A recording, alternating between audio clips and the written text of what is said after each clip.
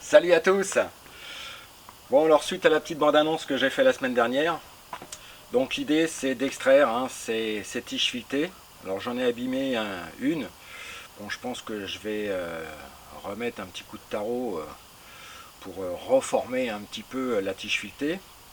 Car l'idée c'est de changer ces pièces métalliques qui sont complètement tordues. Alors ça peut être fixé comme ça, c'est pas tellement le problème. Moi personnellement ça me convient pas.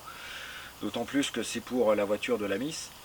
Donc l'idée c'est d'extraire les tiges filetées en vue d'en remettre des neuves et en inox, quelque chose qui rouillera pas, quoi.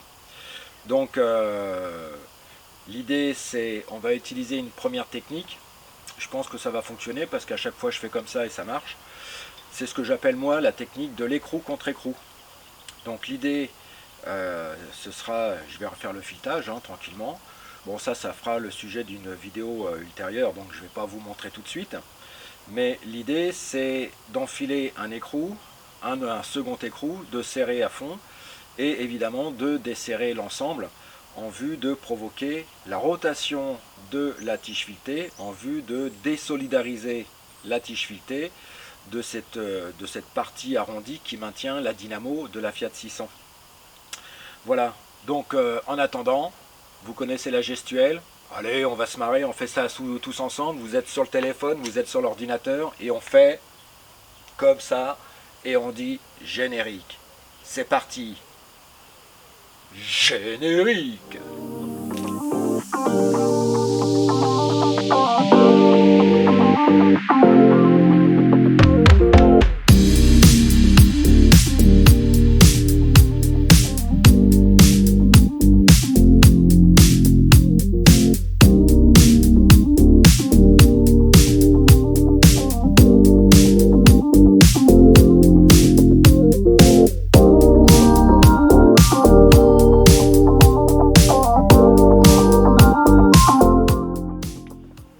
Donc là l'idée, bon visiblement c'est une tige filetée de 13. Je vais regarder dans le garage, dans les pots de confiture, là où je stocke les écrous, les vis, ça c'est ma façon de ranger un petit peu mon bazar, on va dire. Et il va nous falloir plusieurs petits artifices. Donc il va nous falloir un étau, de telle façon à pouvoir bloquer les deux pièces. Il va nous falloir deux écrous de 13 et au moins une clé plate de 13. Bon, maintenant si je pousse un peu le vis, peut-être mettre à la base de la tige filetée du WD-40 ou du dégrippant, mais je pense qu'avec du WD-40 ça devrait faire la rue Michel. Au pire des cas, on sort le décapeur thermique, tout simplement parce que si je chauffe la base de la pièce en aluminium, évidemment ça va monter en température. Tout le monde sait que la chaleur dilate les corps et normalement ça devrait pouvoir venir beaucoup plus facilement. Donc on va sortir le matos, on va se mettre par terre là, c'est pas la peine de sortir la voiture et de se mettre sur l'établi, ça va nous mettre un gros bazar partout. Donc je vais rassembler ça par terre là, et puis je vais vous montrer en gros comment ça va s'articuler. Bon voilà, on a sorti donc un étau. Voilà. L'idée donc c'est de positionner la pièce directement entre les mâchoires de l'étau pour éviter d'abîmer la partie en aluminium là. Ce que je vais faire, je vais la mettre ni plus ni moins sur un journal publicitaire. Ils me font chier avec leur pub là, on n'arrête pas de recevoir plein de machins là. Le temps que ça fasse effet, on a dit, je vais mettre un petit peu de WD-40. Vous connaissez, on a déjà fait une petite vidéo à ce sujet.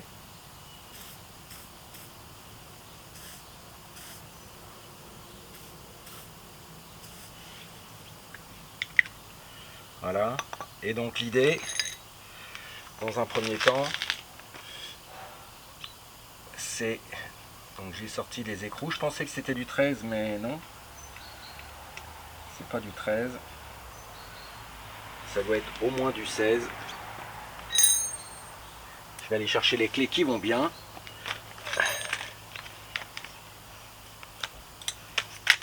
Voyons. Eh ben non, dis donc, ce sera du 17.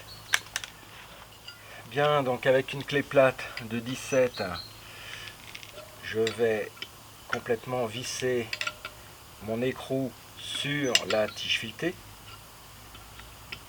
Alors des fois, quand ça devient dur, vous faites des petits allers-retours comme ça reforme un petit peu le filetage et ça va parfaitement bien.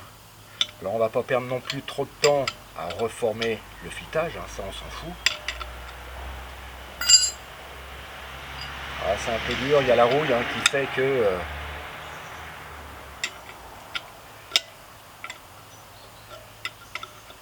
alors je pourrais prendre une clé à cliquer. Hein. Voilà. Bon, on voit qu'à la main après ça va bien, quoi. Bon, l'idée c'est d'aller vers le milieu.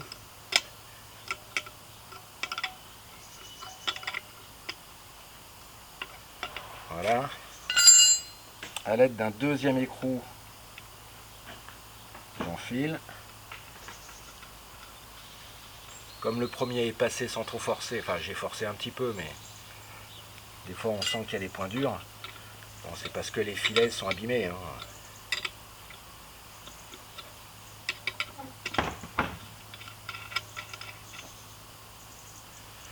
Ensuite, il nous faut deux clés de 17.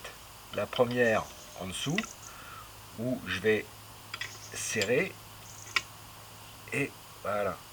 Et je force un petit peu, de telle façon à ce que, lorsque je vais utiliser maintenant l'écrou inférieur, dans le sens du desserrage, bah, l'idée c'est de provoquer le desserrage complet de la tige filetée et d'enlever le goujon, comme on a fait un petit peu l'allusion lors de la vidéo d'annonce qui est parue la semaine dernière sur la page Facebook Noviscar, ben, de pouvoir enlever cette fameuse tige filetée. Alors on visse dans le sens des aiguilles d'une montre quand c'est un pas à droite, hein, souvenez-vous, là encore il y a eu une vidéo de fait. Je dévisse dans le sens inverse, d'accord. Donc je prends l'écrou qui se situe le plus bas, comme il est serré avec l'écrou du haut, voilà, et avec cette méthode là, on voit bien que la tige filetée, ça y est, elle s'en va, mais sans trop forcer. Hein.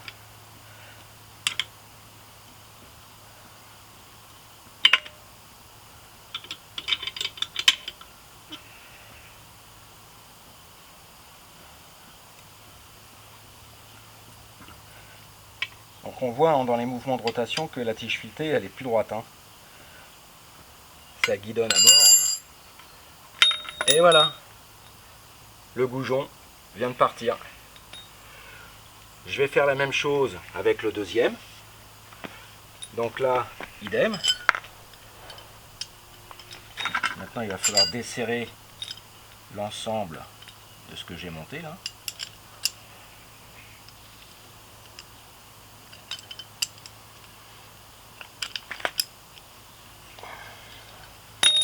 Ah, puis en plus, je me suis blessé en bricolant chez la belle-sœur ce week-end là.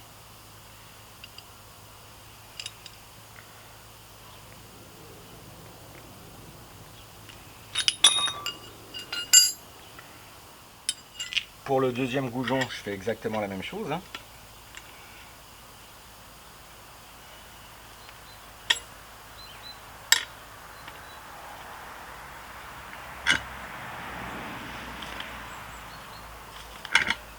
On voit que la tige filetée quand même, elle a quand même mangé. Hein. Voilà.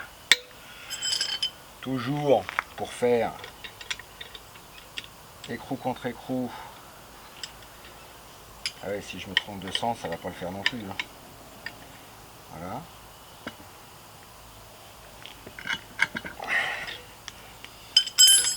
Je prends celui du dessous évidemment.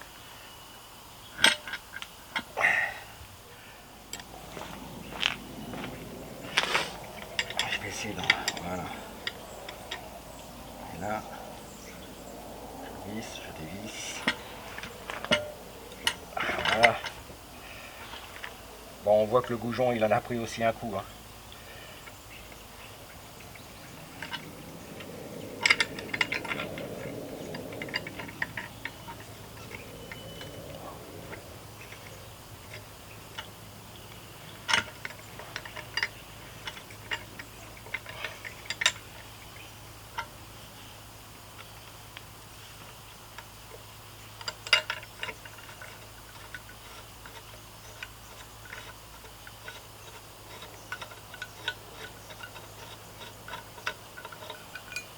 Et voilà.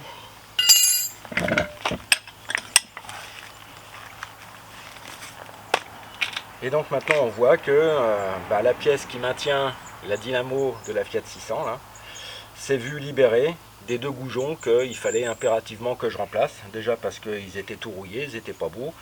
Je vais les remplacer par deux goujons en inox. Et puis maintenant, il n'y a plus qu'à décaper la pièce. Eh, vous avez vu là? Regardez, au-dessus, ce ciel bleu, un truc de fou. Il n'y a pas un nuage, il n'y a pas un pet d'air. Là, on est le lundi 24 janvier. Franchement, on est bien là. Il doit faire 12, peut-être 14 degrés. Là, c'est incroyable. Là, on est vraiment bien. Bon, bref. Donc, ça y est. On a donc enlevé les goujons, hein, donc avec la technique que moi je nomme écrou contre écrou. Bon, maintenant, si vous n'avez pas des écrous, vous pouvez aussi pincer la tige filetée carrément dans les mâchoires de l'étau. Et puis délicatement, avec la main, vous exercez une rotation dans le sens inverse des aiguilles d'une montre en vue de provoquer le desserrage, évidemment, du goujon, quoi. Alors parfois, cette méthode-là, avec l'étau, c'est pas possible, puisque des fois, la pièce, elle est encore sur le bloc moteur. D'où l'importance de faire cette méthode, que moi je répète, hein, j'appelle écrou contre écrou. Alors parfois, il faut retarauder un petit peu la tige filetée pour que ce soit bien. Alors parfois c'est encore un peu dur, on peut s'aider avec une pince étau. Moi je vous donne un conseil, la pince étau ça va tout flinguer, je l'utilise toutefois, hein, vraiment en dernier recours. Mais ce qui est important à mes yeux, ça va être la façon dont vous allez lubrifier le trou taraudé là, avec la tige filetée qui va dedans, car ça va faire toute la différence. Si demain vous devez entreprendre ce genre de petit travail, alors il n'y a pas d'inquiétude à avoir, hein, ça se fait vraiment tout seul. Vous mettez du WD-40 la veille ou l'avant-veille, hein, vous répétez l'opération de telle façon à ce que vraiment l'huile arrive à pénétrer à l'intérieur des filets de la tige filetée. Et vous verrez, vous ne serez pas du tout embêté. Alors, pour rebondir sur une autre vidéo que je vais faire avec cette même pièce, parce que cette pièce-là, j'ai envie de la peindre en noir. Donc même si c'est du duralumin, hein, visiblement j'ai dit de l'aluminium, mais ça a l'air d'être du duralumin. Enfin bon, peu importe, un alliage quelconque, hein, à base d'alu. Donc l'idée déjà, il va falloir la décaper complètement. Donc l'idée c'est la brosser parfaitement bien, la dégraisser parfaitement bien, l'essuyer parfaitement bien. Comme il fait beau, je vais enchaîner la vidéo justement qui va paraître la semaine prochaine avec les bombes de peinture. Donc l'idée c'est de mettre la bombe de peinture en plein soleil, de faire sécher parfaitement bien cette pièce là et évidemment de la peindre parfaitement bien. Et je vais vous donner non seulement des tuyaux de ce qu'il ne faut pas faire, et puis évidemment ma technique pour que tout soit parfaitement bien peint de façon complètement régulière, tout partout, et que la pièce soit jolie comme tout. Allez, en attendant, bon maintenant tu connais le barème, ça j'aime, ça bim je m'abonne, maintenant on peut faire un petit truc du style, il faut maintenant que tu parles de Noviscar à tout le monde. Mais en attendant, moi déjà ce qui me plaît c'est que les vidéos que j'arrive à faire, que ça te plaise. Et je suis sûr que bon an mal an, tu dois parler quand même de Noviscar à tous tes potes, à toutes tes copines. Enfin bref, même à la famille, de temps en temps, tu arrives quand même à glisser Noviscar quelque part. Allez, en attendant, je te souhaite de passer une très bonne semaine. Allez, ciao et bye.